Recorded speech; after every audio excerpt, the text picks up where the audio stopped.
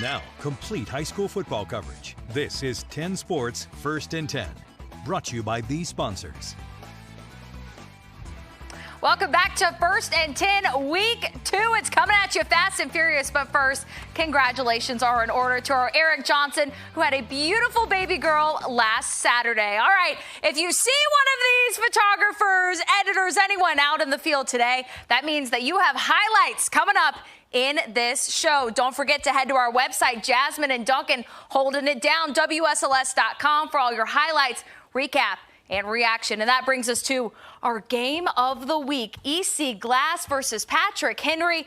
Both teams are 1-0 heading into week 2. And this is where we welcome in our Thomas Mundy. Thomas, this game, we knew it was going to be great. That's why it's game of the week. But why do you think we picked it?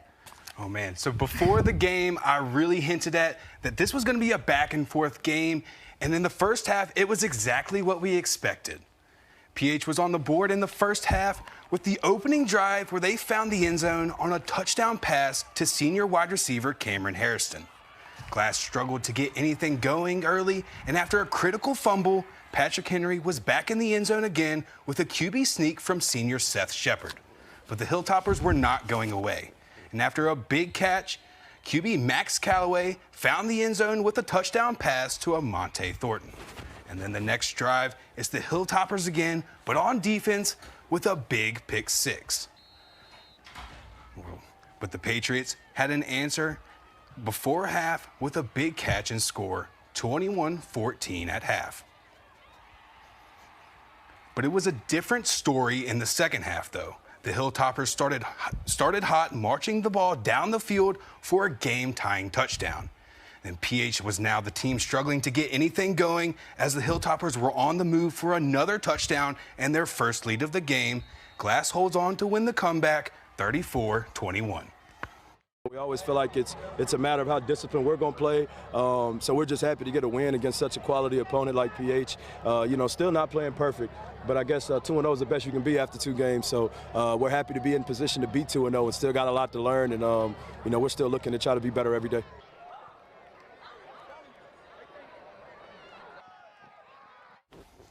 Next week, the Glass will be taking on George Washington while PH is taking on Albemarle, where PH will also look to right the ship.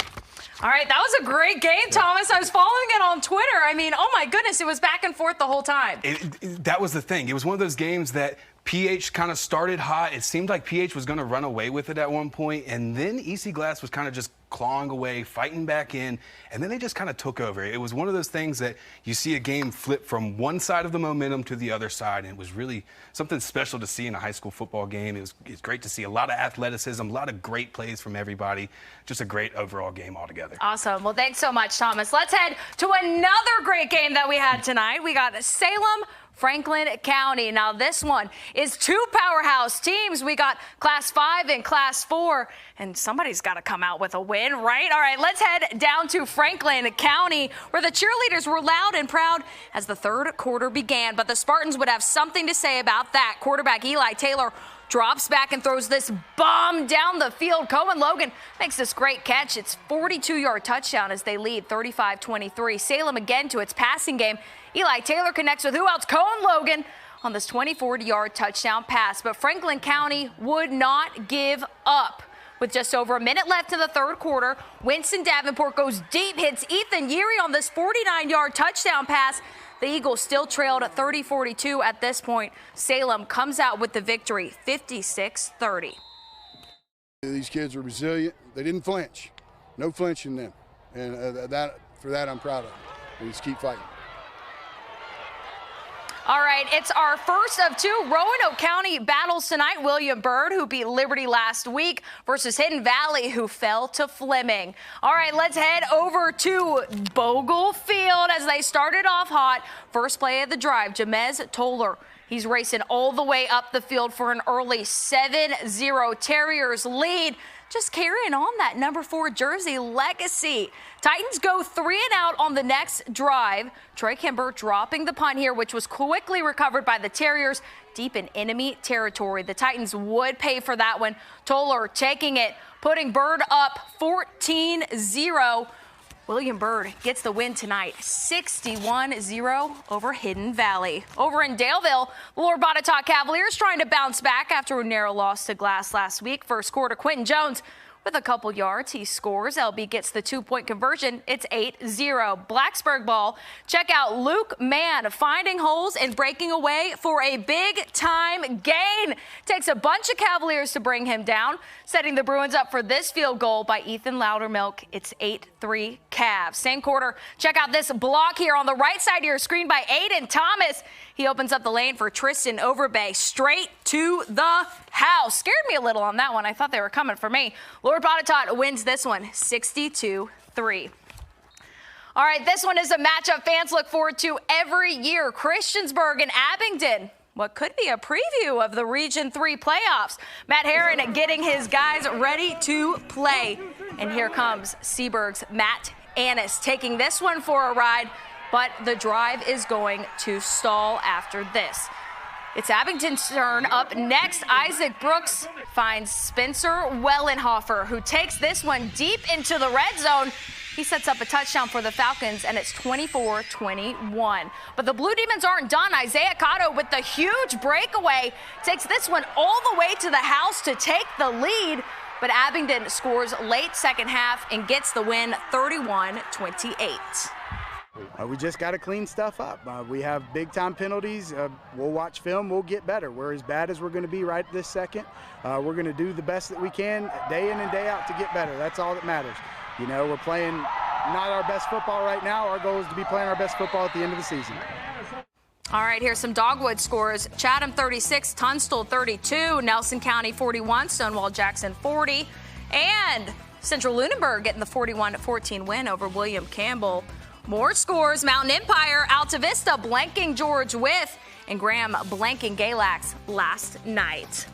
All right, William Fleming put up big numbers last week. They return home to host Albemarle out of Charlottesville. The Colonels getting their first win in the last 3 meetings last year. All right, William Fleming trying to finish what they started in week 1, keeping that winning going at home tonight over the Albemarle Patriots. Here's Tyshawn Henderson picking off a pass from LaDaunt Chapman, taking it all the way down the field. Turn the Jets on, my man. That put the Colonels up 27-0 going into the half.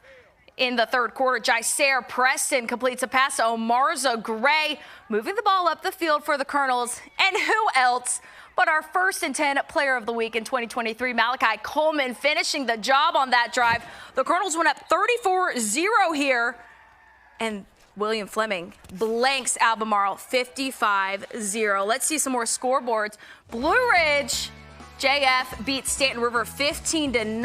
Oh, I know there was a lot of defense in that one. And in the Hogo-Higi, Chilhowie beating J.I. Burton 34-7. And Stanton beating Rockbridge County in the Valley District 42-21. Okay, you have 3 minutes to make some popcorn or grab a slice of pizza, or if you're the Lord Botetourt football players, finish your half-gallon of chocolate milk. After the break, we've got another Roanoke County rivalry, plus the Highlanders trying to go 2-0, and Roanoke Catholic at Vineyard Park, plus this. We're the Northside cheerleaders, and you're watching First and 10.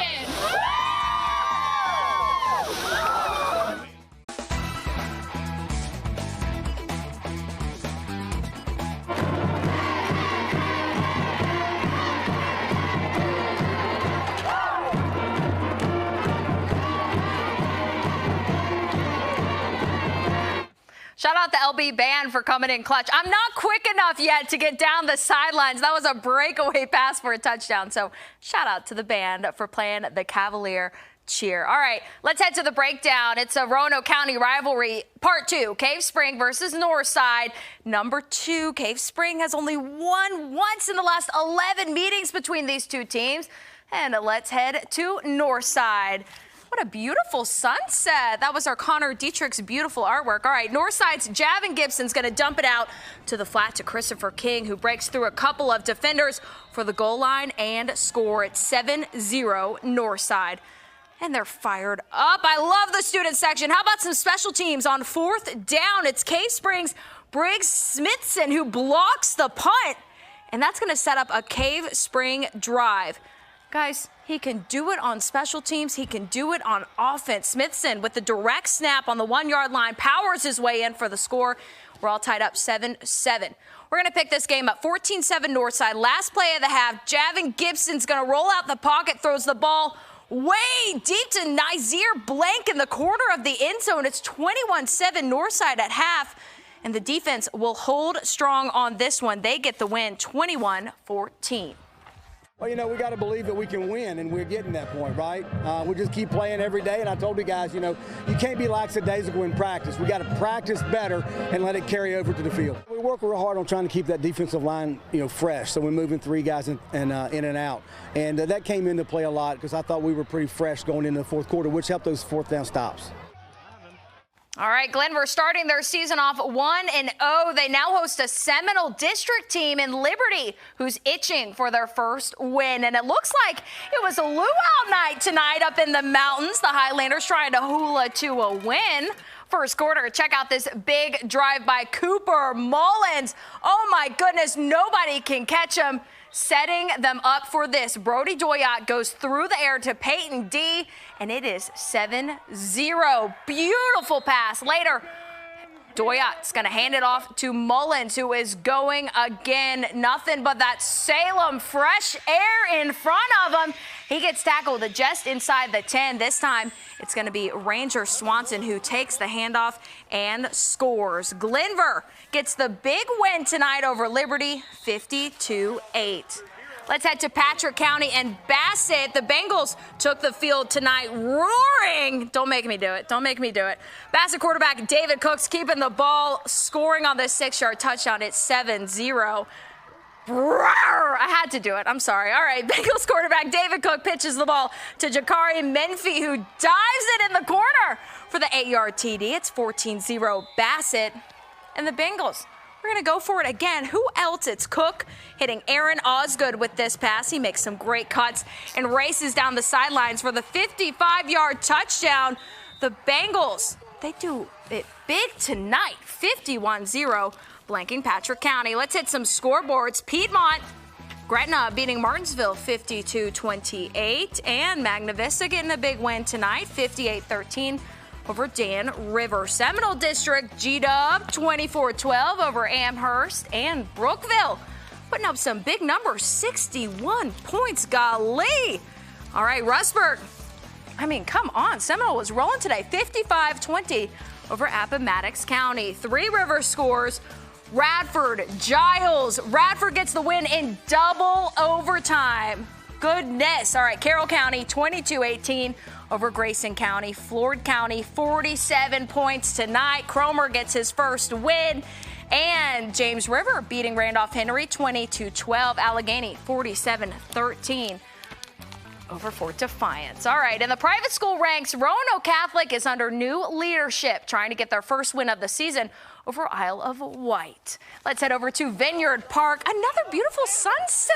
Oh, y'all know I just love the sunset shots. It was a scenic Friday evening. Roanoke Catholic up 7-6 in the first quarter. Mason Williams hits DeMarcus Brown in stride. He is not stopping until the end zone. Keep on going after a two-point conversion. Roanoke Catholic is up 15-6 in the second quarter. Marcus Pinnell catches it from Williams in the midfield, takes it down to the 2-yard line. All the way with the stiff arm. He's going to go ahead, finish the job with a 2-yard run up the gut. Roanoke Catholic gets the win 40-26.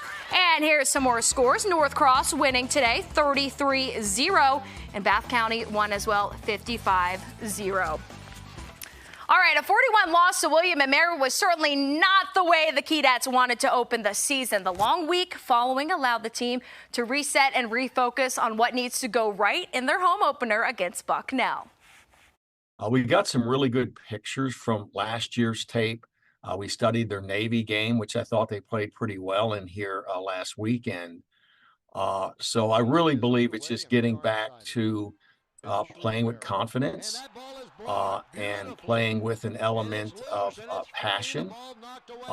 And I think our leaders, our best players really have to step up and play. And that might be the one thing I would say that was lacking Our best players didn't all really play well last week.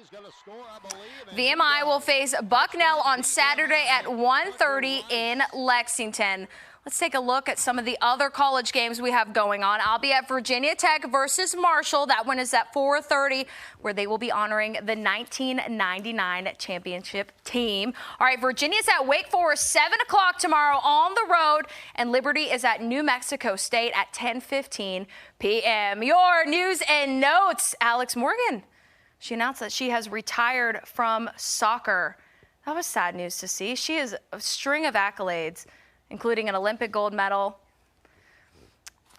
And then our next news and note is question marks surrounding Russell Wilson, who was limited in the Steelers practice today. And Green Bay and Philly was at 8:15. If you had Peacock, you could have streamed it. I got our Connor Dietrich in the studio. I know he was happy about Saquon Barkley, racking up some of his fantasy points. All right, let's check out your light of the night. This was last night's game, Kansas City versus the Baltimore Ravens.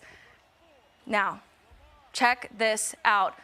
Jackson finds Isaiah Likely in the back of the end zone for the touchdown. Now, the replay is going to show he had one toe on the line, and they reversed the call. It was not a touchdown. Kansas City wins, literally losing by a toe. I feel like that was kind of my 2023, except instead of a toe, it was a patellar tendon. All right, that is all we have here for First and 10. This was so much fun. Don't forget to head to our website to find all your reaction, recap, replays, scores, anything you might have missed. 'Twas a fine show indeed, and we will see you next Friday.